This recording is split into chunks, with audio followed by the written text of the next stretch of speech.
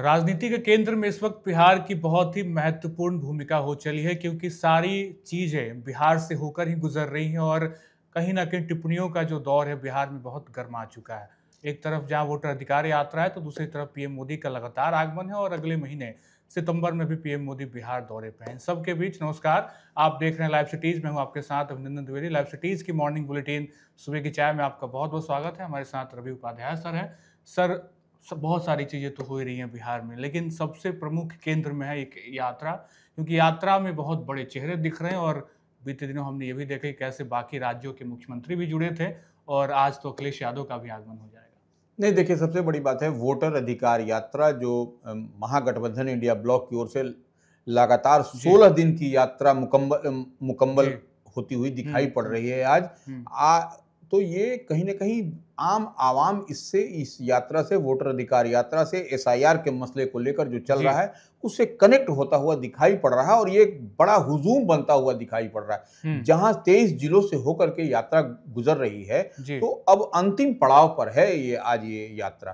तो ये इस बात को समझना पड़ेगा कि देखिए, वोटर अधिकार यात्रा बीते दिन जब शुरू हुआ था, 16 दिन की यात्रा है, तो ये इस यात्रा को ऐसे समझा जाए कि यह सासाराम सुरक्षित सीट से शुरू हुई थी और इसका समापन आज जो है सो आरा से होगा।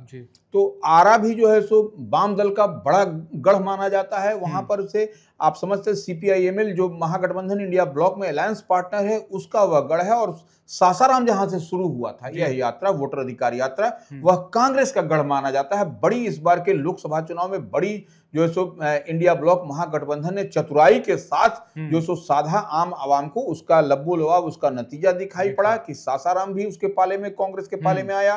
और आरा जो है सो ये बड़े और कद्दावर चेहरे भारतीय जनता पार्टी के पूर्व केंद्रीय मंत्री आरके सिंह को परास्त करके सीपीआईएमएल ने अपने पाले में किया। तो यहां से आज इसका समापन हो रहा है वोटर अधिकार यात्रा का। जो 16 दिन से जो यात्रा चल रही थी उसमें लोकसभा में नेता प्रतिपक्ष राहुल गांधी और बिहार विधानसभा में नेता प्रतिपक्ष तेजस्वी यादव के साथ ही महागठबंधन इंडिया ब्लॉक के तमाम बड़े चेहरे आपको दिखाई पड़े, या वो किसी स्टेट के जो इंडिया ब्लॉक महागठबंधन कह लीजिए, इंडिया ब्लॉक के जो चीफ मिनिस्टर हों वो आए थे।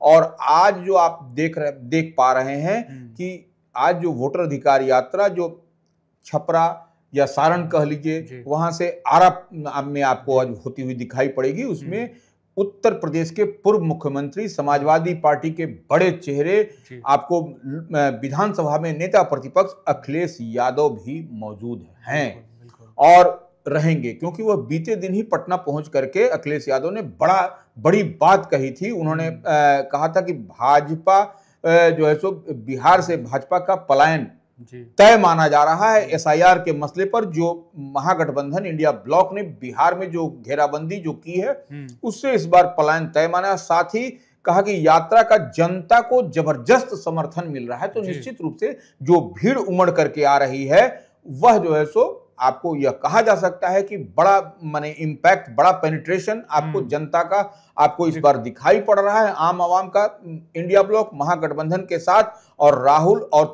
आपको जो है अखिलेश यादव ने यह भी कहा कि राहुल गांधी जो लोकसभा में नेता प्रतिपक्ष हैं और विधानसभा में नेता प्रतिपक्ष तेजस्वी ने जनता को जागरूक किया है, करने का काम किया है अपने वोटर अधिकार यात्रा के क्रम में।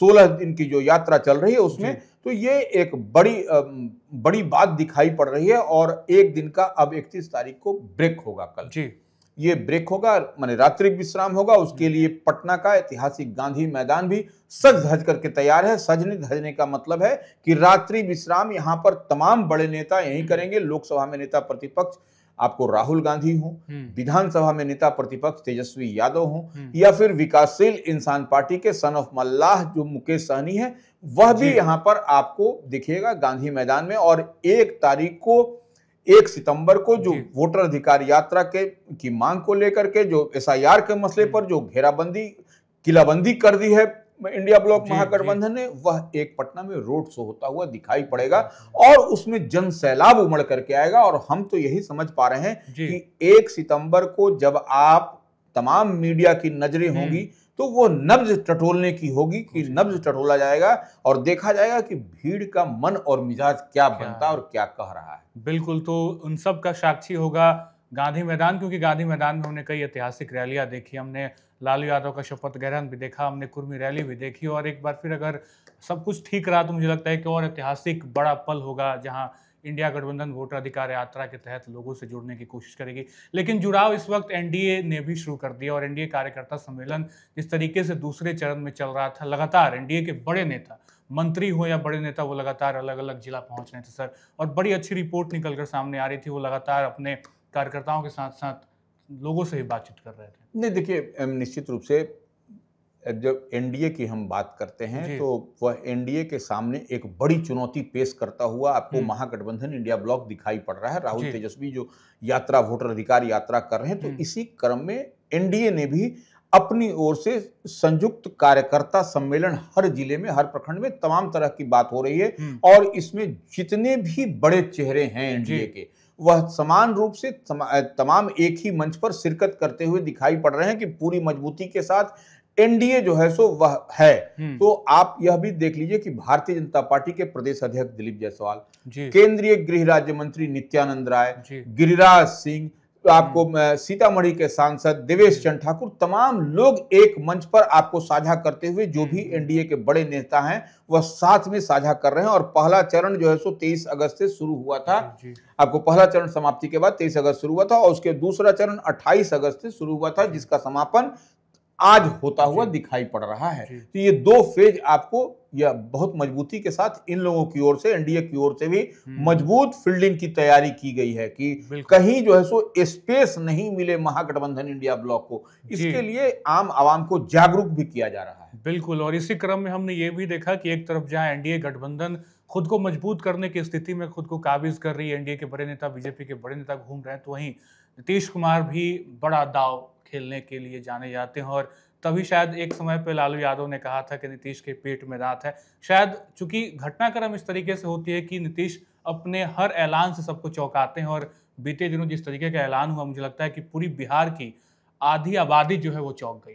नहीं, देखिए, निश्चित रूप से चुप्पा वोटर जिसको कहा जाता है, हम बार बार एक बात कहते हैं, वह नीतीश कुमार उसको साधते हुए दिखाई पड़ते हैं किसी भी चुनाव में, और उनके साथ में रहता है, ऐसा परसेप्शन इस तरीके की बात दिखाई पड़ती है। इसीलिए हम कह रहे हैं, तो निश्चित रूप से नीतीश कैबिनेट ने बीते दिन जो फैसला लिया, महिलाओं के लिए जो आधी आबादी की बात कही जाती है, चुप्पा वोटर की बात कही जाती है, एक योजना सरकार ने लाई है कि वह महिलाओं के लिए हर परिवार की एक महिला को 10,000 रुपए डायरेक्ट उनके खाते में जाएगा। ये एक बड़ी कहा जाए बड़ी बात नीतीश कुमार सरकार ने की है। और नीतीश कुमार, देखिए, मुख्यमंत्री बिहार ही नहीं है, हम बार बार इस बात को कहते और दोहराते हैं, वह जनता दल यूनाइटेड के राष्ट्रीय अध्यक्ष भी हैं, और एनडीए फोल्ड में मजबूत पार्टनर, अलायंस पार्टनर हैं वो।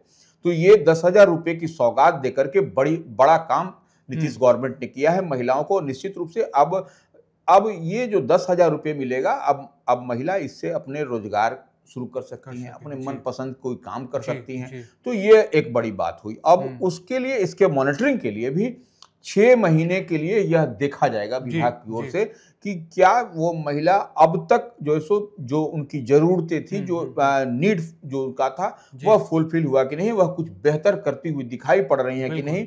तो ये इसके लिए वो फिर अतिरिक्त सहायता की भी बात होगी। अगर यदि 6 महीने के बाद, तो वो अतिरिक्त सहायता क्या होगी?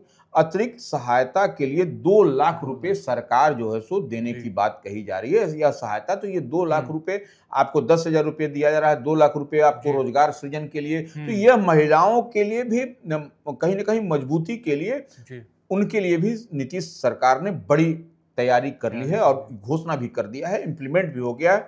अब देखिए, समझने वाली बात है कि माई बहन मान योजना की बात होती है। तेजस्वी यादव कहते थे, वह कहते थे 2,500 रुपया देने का उन्होंने वादा किया था, उससे पहले सरकार 10,000 रुपये। तो जितनी बात तेजस्वी यादव विधानसभा में नेता प्रतिपक्ष कहते हैं, वह जो है सो उसको सामाजिक सुरक्षा पेंशन की बात ले लीजिए, उसको भी देखिए कर दिया, बढ़ा दिया। तो ये अब वो 2,500 रुपये कह रहे थे, ये जो 10,000 रुपये की बात आ गई।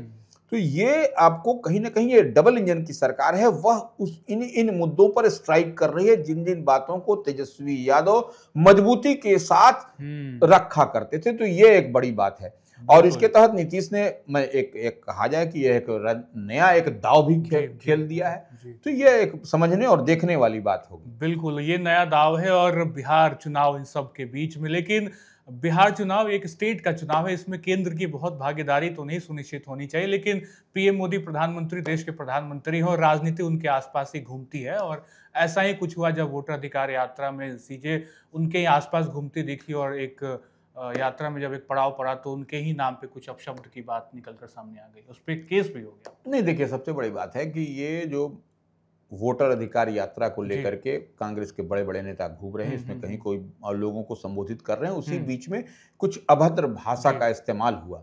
उसी को लेकर के मुजफ्फरपुर की अदालत में एक मुकदमा दायर किया गया है, जिसकी अगली सुनवाई आपको 11 सितंबर को होनी तय की गई है।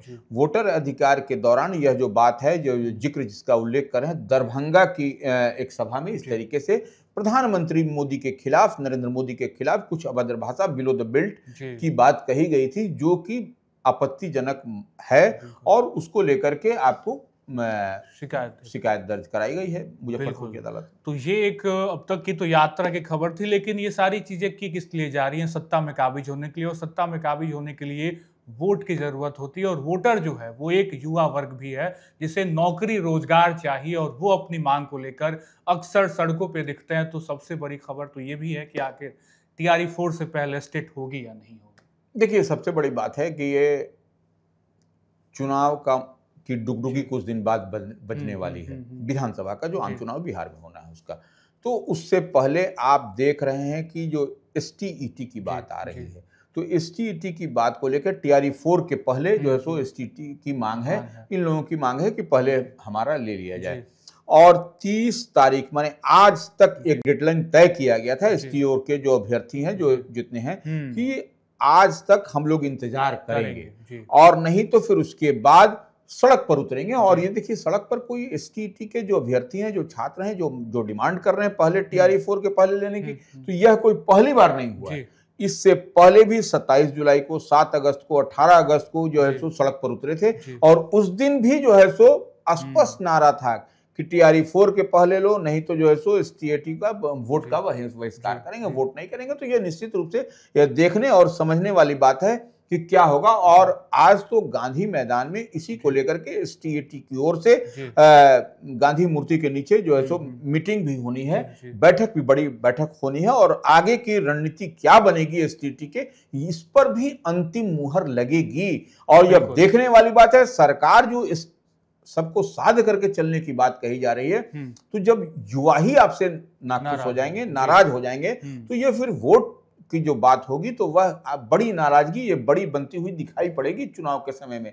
तो इसलिए हम जो समझ रहे हैं और देख पा रहे हैं कि एसटीईटी के मसले पर या अन्य जो मसला है, जो राजस्व एवं भूमि सुधार विभाग की ओर से कुछ अभ्यर्थियों जो थे वहां पर काम करते हुए, उनको भी जो है सो टर्मिनेट करने की बात, बर्खास्त करने की बात, तो इस पर सहानुभूति पूर्वक फ्लेक्सिबल होकर के सरकार को रुख लचीला करके इस पर सहानुभूति पूर्वक विचार करनी चाहिए, एसटीईटी की बात हो या अन्य जो भी मसले हैं। नहीं तो फिर चुनाव में इसका खामियाजा आपको भुगतना पड़ सकता है। बिल्कुल। और अभ्यर्थियों की मांग हमेशा से रही है कि टीआरई 4 के पहले स्टेट हो, और एक मांग जो नीतीश सरकार ने पूरी भी की थी वो डोमिसाइल की भी थी, क्योंकि डोमिसाइल पे सरकार की जो एक निर्णय था वो काफी बहुत खूबसूरत भी था उसके बाद से, लेकिन एक निर्णय स्टेट को लेकर अभ्यर्थी लगातार कर रहे हैं। तो ये देखना होगा कि आगे क्या कुछ होता है और चुनाव के पहले किस तरीके से युवा वर्ग पे सरकार का ध्यान रहता है और किस तरीके से युवा वर्ग अपनी मांग को मना पाते हैं। हालांकि महिलाओं पे और बाकी चीज़ों पे देखें तो नीतीश सरकार ने बहुत बड़े बड़े ऐलान कर दिए और तोहफे तो देने शुरू कर ही दिए। फिलहाल आज के वीडियो में बस इतना ही, आपसे मिलेंगे फिर अगले वीडियो में, तब तक के लिए बहुत बहुत शुक्रिया।